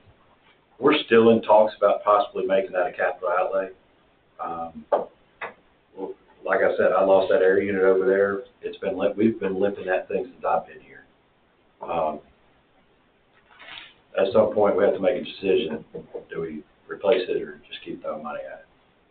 And that unit went in at the same time as all the rest of them. So there's not any newer unit other than the mini splits and the smaller ones in the tax assessors. The repair and replacement of generators, as you all know, with the storms, I understand that this building doesn't have to be open during the storm. Public's not going to get here anyway. I understand all those things. This line item is for the buildings where people do have to be and do have to get. Some of the generators that we have replaced, and without Todd's contact, I don't know that I would have saved that much money, because I don't know these people. That's a huge disadvantage I have of being here, is I've only lived here for 3 years. I don't know everybody. As you all know, Todd knows everybody and their kids from forever. So, yeah. And we've developed a really good relationship with them guys. I can call Ricky and he'll talk me through whatever I'm trying to repair at that time. If he says, well, hold on, I got to get there for this, then that happens. The retention's there. I don't go in twice for the same thing. Like, we learn it. I show it to the guys. They learn it. We're steadily increasing our knowledge. That's refreshing. Oh, it is good. That's something else that Paul does, is they'll have like little training classes on just certain small things, something that other people take advantage of having the knowledge of. He has done that with them. Very good. Some of the things that are on here that probably would make most people scratch their heads, like janitorial supplies and paper stock and whatnot. Honestly, every time that we deliver a ream of paper, the county saves $4. It's an astronomical amount of money that we've saved. I'm sorry Susan isn't here to quote it. She kind of keeps up with it. It's kind of her thing, her ticker. Janitorial supplies, to give you a real good idea, September, we bulk purchased what we had purchased for 3 months in the past and put it in it. We made a room down there, stored it. We recently started reordering some of that stuff. It's a very, it's not a real big secret, but I feel like a lot of these things left the county and weren't consumed at the county. It sounds insane that somebody would take toilet paper. And I'm not saying it was employees as much as it was, because in the past we had a toilet paper thing, you pulled it off, it rolled off, right? The ones you have now, you can't take it home and use it. It won't fit your whatever. And then that same amount of toilet paper that people used in 2 weeks is now only in roll. So we've been able to keep that. Nobody's ran out. The soap, something as simple as a soap dispenser that y'all use that's on the mirror that you pump it. We save $100 every time we use one of those versus what was under the sink. So because it was used for 20 years in the past doesn't mean it's gotten any cheaper. It really hasn't. I honestly, that dollar amount isn't in the 400,000 that we've saved because I don't have the time to count soap and toilet paper. I just know that everybody's really excited about, and they turn in a work order. I don't know how many of y'all got to see the work order or have used them here, but honestly, when I started here, I would come in and they'd be like, I asked this to get fixed 6 months ago. Yeah. I'd go and ask, where'd you find that out? Or what did you do with it? Oh, I forgot about it. Here's actually where it's at on our main website, employees. You scroll down, there's maintenance orders. And then there is a code, because it's on a public website, but there's a code that the employee staff have, and you punch in that code, and it gives you, it's like a questionnaire, department, what building, you're able to type it all out. This has really been very And as helpful. soon as you hit enter, it'll once you fill it out correctly, you hit enter, there's 4 people's phones that ding, and we know that we got a work order. So we really can turn them around that quick. Oh, yeah. I mean, just a comment, 8 years ago, when I first came to Commissioner, I asked, where was the work orders, and people looked at you like you had grown an extra head. So to give you an idea about what that cost the county, it's 0. Yeah. And that came from a conversation that I was having with someone else, and Susan overheard it and said, wait a minute, I think the thing that we just bought that we don't use would work in that situation. And then Melissa Payne, whom that's not her job, she put it all together for us and got it working. We were actually using it before Eddie was using it to do permits and stuff. So we were let beta, but it worked really good. And I think right now we're at maybe 300 on that system. We had a Google stock before that, and that number was 7-something. So in 2 years, we've done roughly 1,000 work orders. And that doesn't count all the things that get asked when we're walking by. Which is every day for me. Yeah. Well, what you've done, and the tour contributed to it in your discussion, or presentation today, and I had sent some comments to Christina after our drive-by tour thing. I mean, you're making the case, number one, we need a central purchasing department, or a central purchasing group here, which falls, in most cases now, under a thing I suggested. Buildings and grounds as a title for your group is very antiquated to start off with. It's FMD, wherever you go now, that's Facilities Maintenance Department.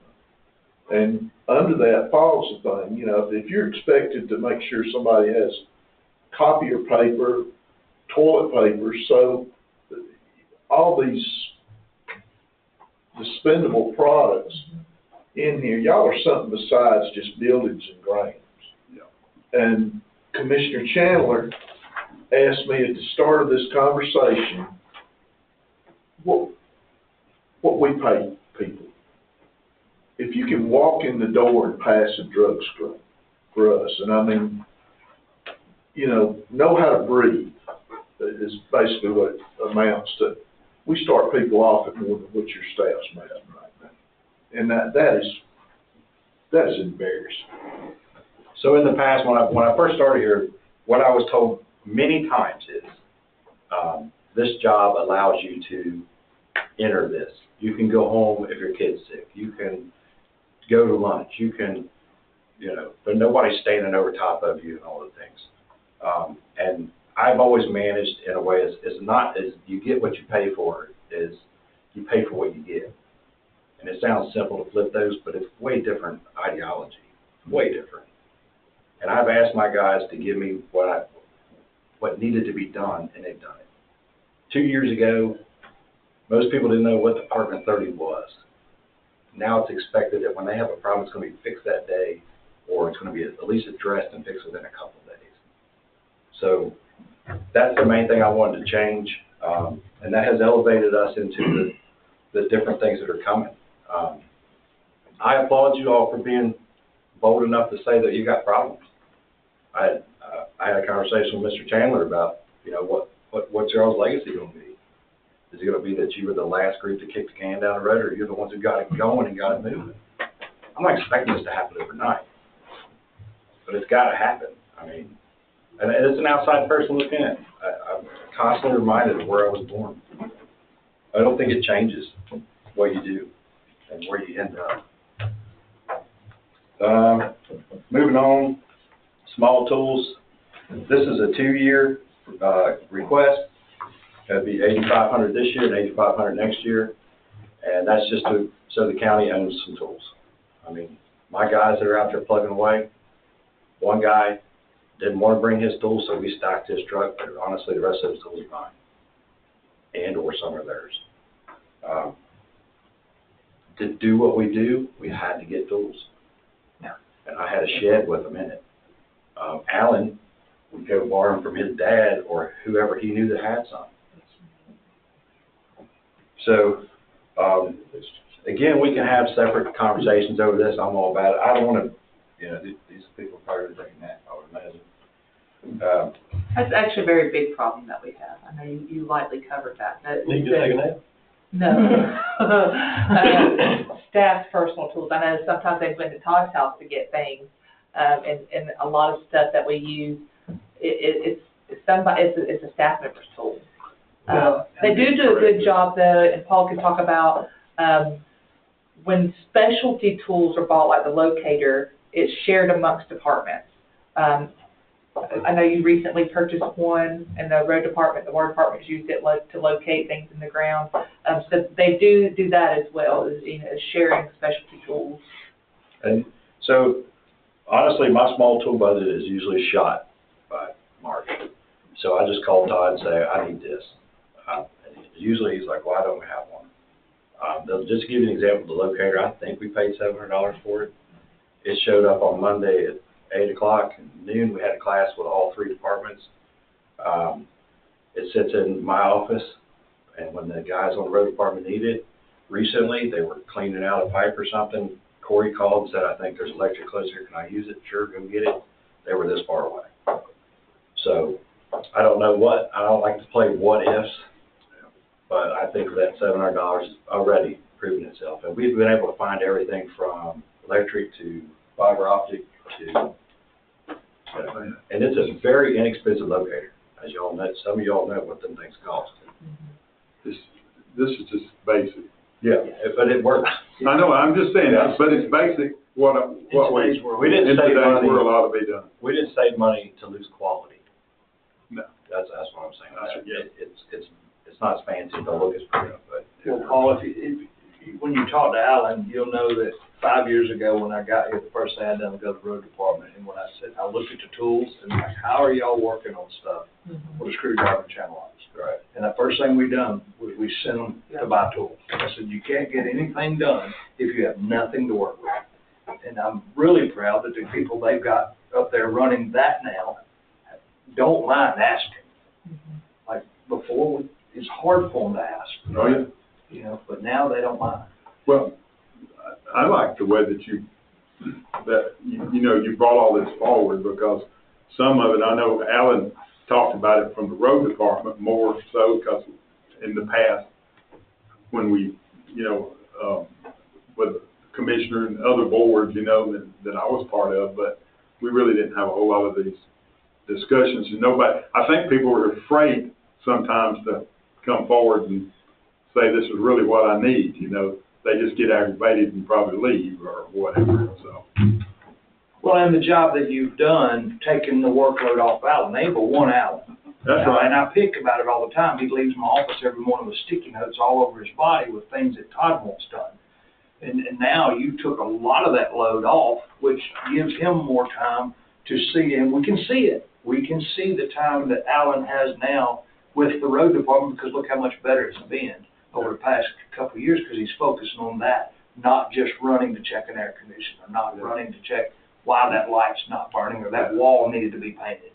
We don't have grader operators in here painting the building anymore, thank God. Right. You didn't get paid enough for all them years, Alan. Alan did not. He was officially the dump it all on, get it done. I know. I agree. And so that's why the small tools are there. The fire extinguisher, it's pretty much the same every year. I mean, we are adding buildings into this mix now. I don't profess to say that I stay on top of this as much as I could. We recently found out there's a fire extinguisher in the probate thing that was behind something in the vault. That we pay a group to come in here and do those. They didn't see it. They ain't seen it since 2009. So they were moving something and said, "Oh, there's a fire extinguisher."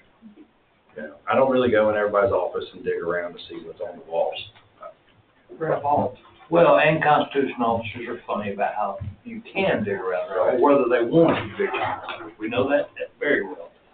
I do building inspections every month, and by inspection, that's a very loose term. I walk through it and make sure I don't smell nothing. There ain't 10,000 dead termites on the floor. Nobody's broken into the place. The air conditioner's working, all these things. And I walk into these rooms, and that brings me to my next section. In that process, I know for a fact it didn't happen in my past, because sometimes I go in these buildings, I get hit in the face with cobwebs. You know, so you know that it ain't getting checked out. I feel like that should be part of my job, is to make sure that the buildings are. It is now, you just mentioned it. Right, I've been doing it. The government complex, you can see the notes on the side. Again, I'm fairly new at this process. I'm not known for sitting in front of a computer or a calculator. These items, there's some discussion going on possibly of making this a capital outlay. I recently learned the difference between those. But these numbers were put on here because this is what I presented as what I think could be wisely used to prevent some of the downfall in some of these buildings. The government complex, the flooring, this room's a good example of it. There's a couple other ones where the glue's coming out. We have done enough repairs on them to know what we need to do correctly, and that's where that price is reflected in that. The old courthouse, that is, it's only $5,000 because we're in the processes of a grant. What we have done since then, Christina and Lacey went over there, they went through stuff. We have a plan where they put, if they want to go in the trash in this spot, it goes in that spot. She calls, the guys go over there, we throw it in the trailer, we haul it off. We're not going through that stuff. It's, what's valuable to one person is not valuable to me usually. Old Coke bottles, stuff like that. There's a lot of people who get excited about them things. So we stay away from those. Alan and who was it that remodeled the courthouse? The old courthouse. The inmates. Inmates. Is that a program? Whitworth Detention Center. Yeah. So that's not a thing anymore. But they've got the first floor in such a way that I think if we did a little bit more, put some light switches in, clean the floors up and get it treated, like they did a really good job on that. And I think the people who walked through it even made note of that. We do have some things to do in there, remove some stuff out of the basement. None of it's structural. None of it's going to cost a huge amount of money, if any, other than our time. But that's one of my bad weather projects. You know, when it's raining outside, they call and say, what's our next bad weather project? And they go to that. It's working really well. The registrar's office, the only thing left on that is putting a ramp or a pad so that people can leave that building, going through the building and going out the back. I just got finished purchasing a thing called a mud mixer that makes concrete. Our plan is to pour that ourselves because we learned concrete ain't cheap. Skid up's a whole lot cheaper than truck. So it's not a cement mixer. You put the bag in there, and it literally looks like concrete comes out the truck. It's not as fast, but it's a fraction of the price. We poured 2.5 yards at the food bank Friday, and it was $602.50. 2.5 yards. And that's from a new company in the county. And that's a whole lot less than we would have been from Morgan or anybody else. Yeah. The building and grounds, our building, we're looking at painting it, maintaining it. Most of the stuff, the supplies we use inside, like you'll notice, if you go in our building, most of the walls match the walls somewhere, but we recently painted somewhere else. The flooring in the bathroom matches the gym flooring that we have out there. We don't purchase things for that building necessarily. DA's office, he has asked for the interior to be painted. I'm not opposed to it. It really doesn't need it. I don't know when it got painted last. This building here could use some paint. The funny thing, you fix all the lights, now everybody wants to. Now you can see all the problems. Yeah. The EMS buildings, that's a whole nother thing that we need to discuss. I assume that'll happen in a different conversation with the building of the new EMS. Yes. And what will happen with all the other things. The monies that was requested and then was to fix the wiring. Like there's some wiring issues up there. It's it's not a safety issue at this point, but going forward, when and if that becomes the building used by somebody else, that wiring needs to be fixed before that, like before we start adding or moving or whatever. Corner building, couldn't give you a description of that at all. Never been in that place. Probably won't be for at least another 20 years, I hope. Road department. But on that note, we don't hear anything out of them. They're happy. Yeah. It's a perfect world. Yeah. The road department is the roof repairs on Brian and them's building. I call it fleet maintenance. Everybody calls it the road department. That metal's bad. It could use a coating. I don't know what, again, we need to get to the long-term plan. You guys make a decision on that, or that building even stays there. You're talking about the shop, Yes. the maintenance shop. So if I don't get that roof coated here soon, there's already a little bit of wood rot happening from the previous leaks, and again, not knocking them guys because they keep me running. But they don't have time to climb up on the roof and nail it down, or don't even tell me about it, because the water runs down the wall in such a way that you can't tell it's running down the wall. They just know the floor is wet. So that's something that needs addressed. All of the things that are on here, we have a PM, we call it the PM list, and we try to put these things together, and we stack it so that when we do have time and we get into that building, we fix everything, and we're not running all over the county. 2 guys can stay in that building and get that project done, hopefully the right way. You all heard from Ambria about the need for the kitchen. I put that bid together. TC was still here, so a year and a half ago or something. So that price might change a little bit, but not much. It's basically just bringing it up to code.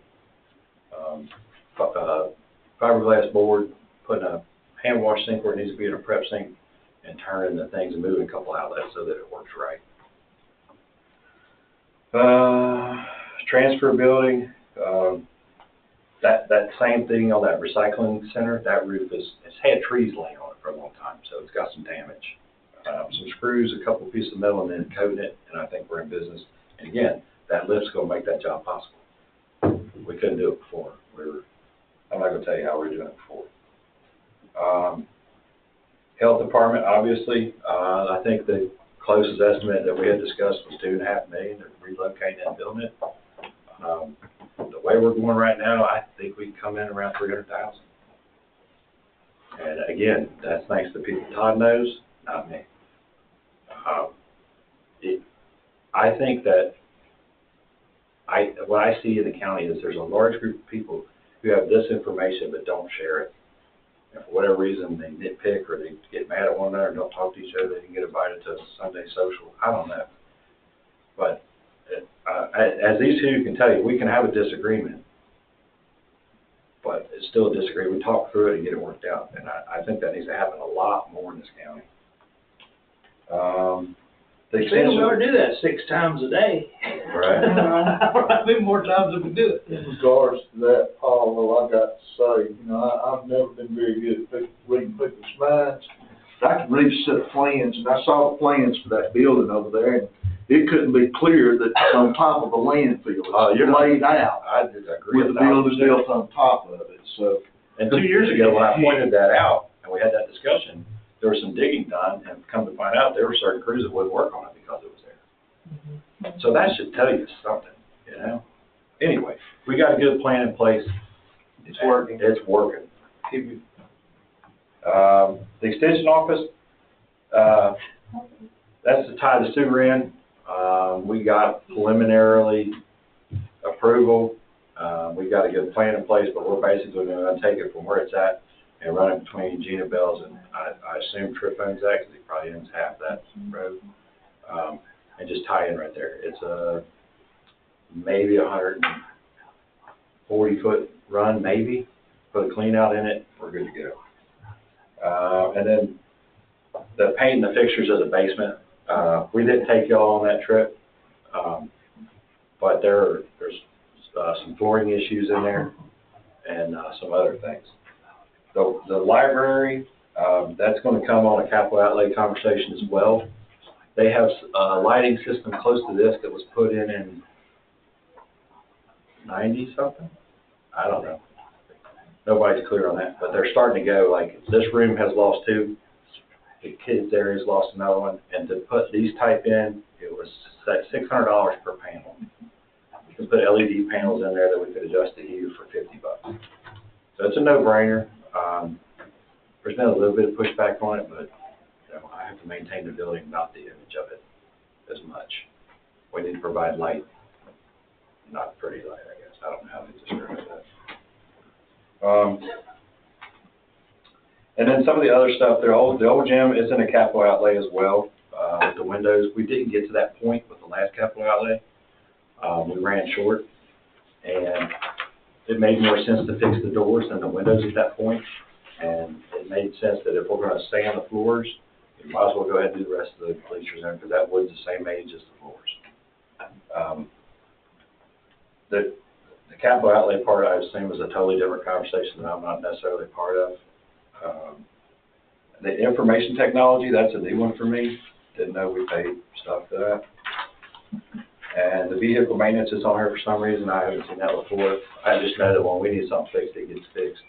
It's never been a budget issue as far as making sure. Like, I got a new seat pad last week. It's probably the best thing that's happened. I got snagged on a hall ring getting out. And I ain't got a whole lot back there, but it got a hold of something, you know what I mean? So That's the least we can do right now. that's right. So the capital outlay, like I've led up to, is the last few things on it. Do anybody got any questions before that? No, keep going. You're running out of time. Right on. Capital outlay stuff, you see it here. I assume that if you have any questions about that, just to see me, send me an email. I think that's something that the board needs to kind of talk about now. What do we want to move forward on?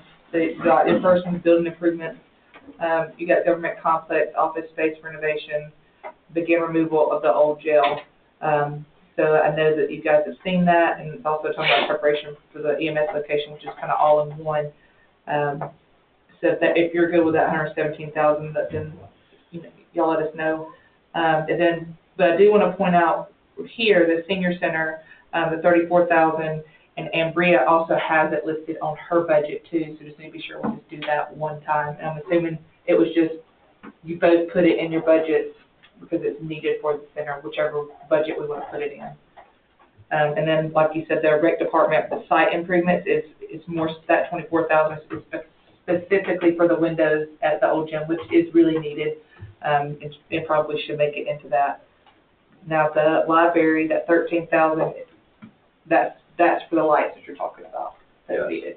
And since we've had the air conditioning issue with Zach Mitchum, them not having the funding to cover half that, I don't know if they'll cover half the lights. I would assume not. I don't know. I haven't had that conversation with him because it hasn't been approved. Given the conversation I have with him in the past, I'm going to say it's not, so that we'd be on the hook for all of it.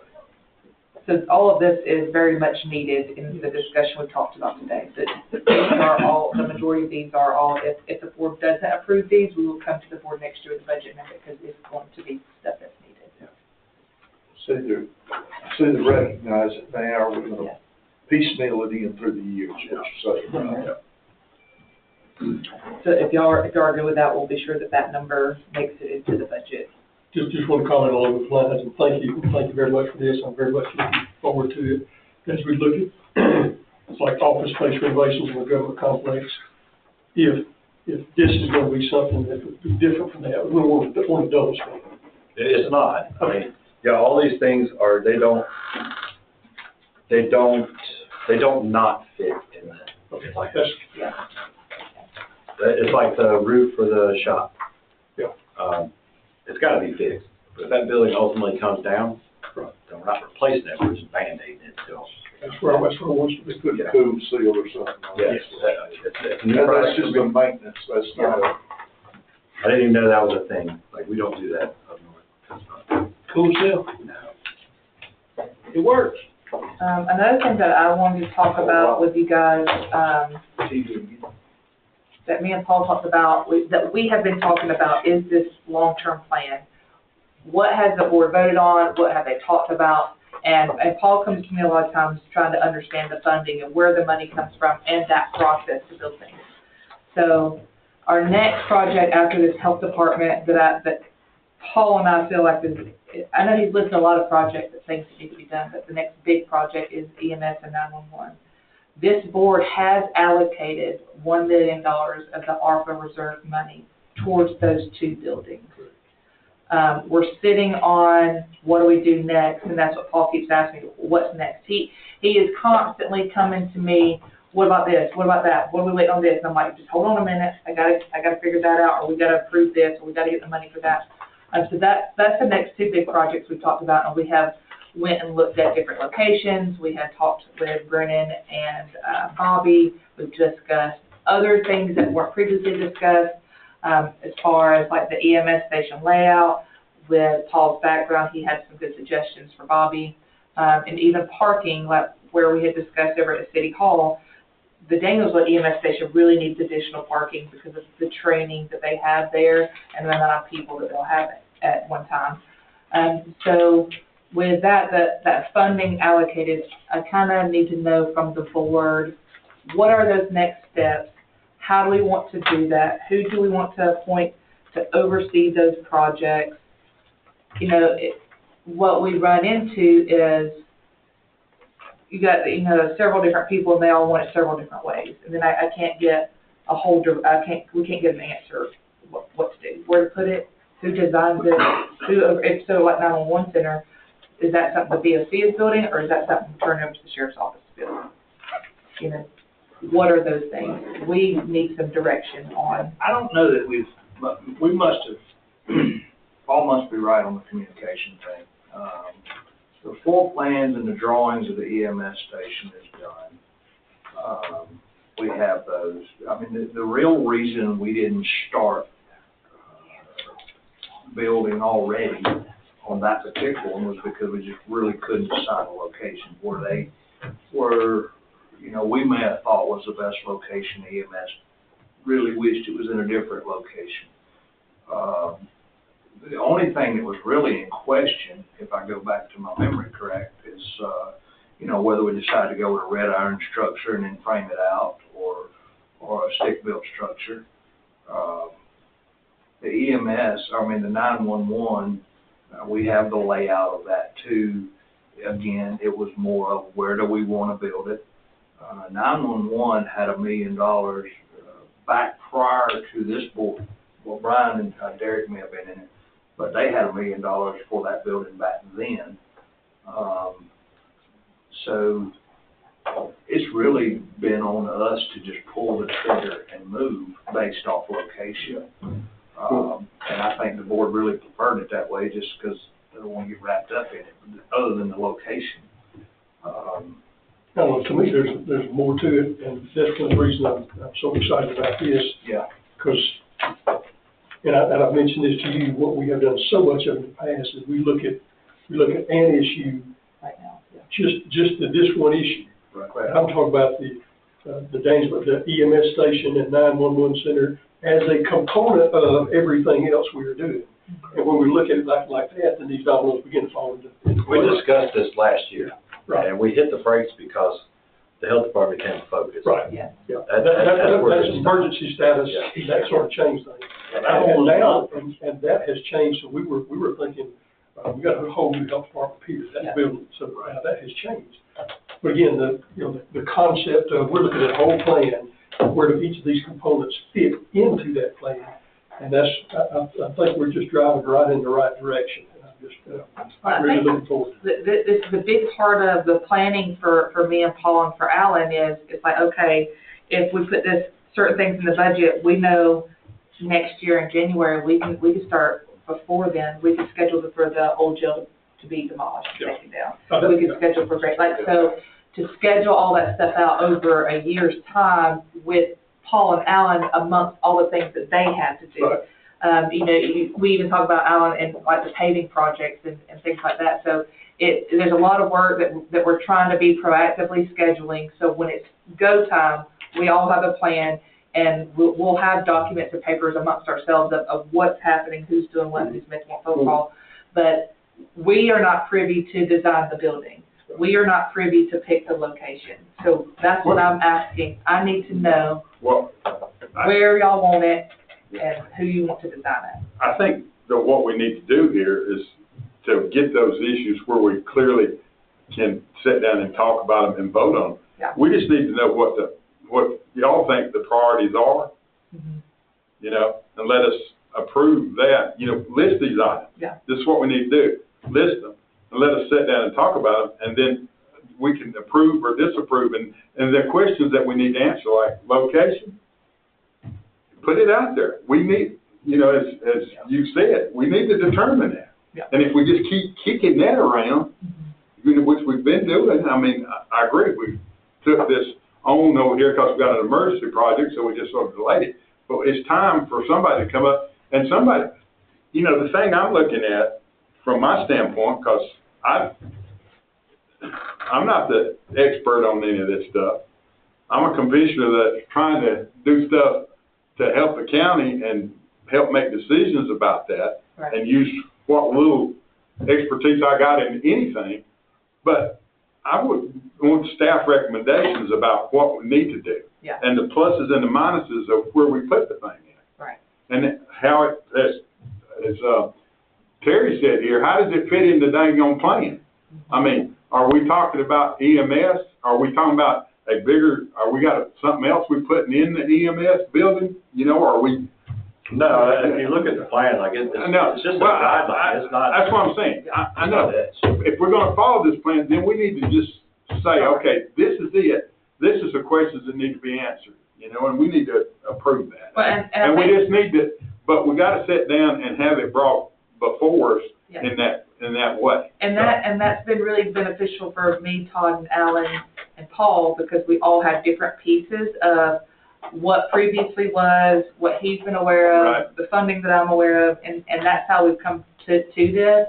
But I think that for 2027, that's what we're wanting is a list of, right, and that's how we need to bring it to you guys. This is our plan, right, this is what we want to build, and yep, here's the money that's already put aside for it, so we can do that. And what you think the priorities ought to be. Yes. And then we can, well, and be able to support it, and then we can sit down and intelligently discuss that, and if we've got any questions or if we think something different, then we can make some priority changes or whatever, but I just need some direction. And that's like, when you sit down and read through this, it is an overwhelming amount of information. That's what I'm saying. It's very hard to say I want to see that, okay, I understand we need 20 things, but we're gonna do these 3, because these 3 help us get to the 18 or 20. So if it makes everybody feel better, by the end of this year, I will give you a scope of the 3 buildings that we're talking about now.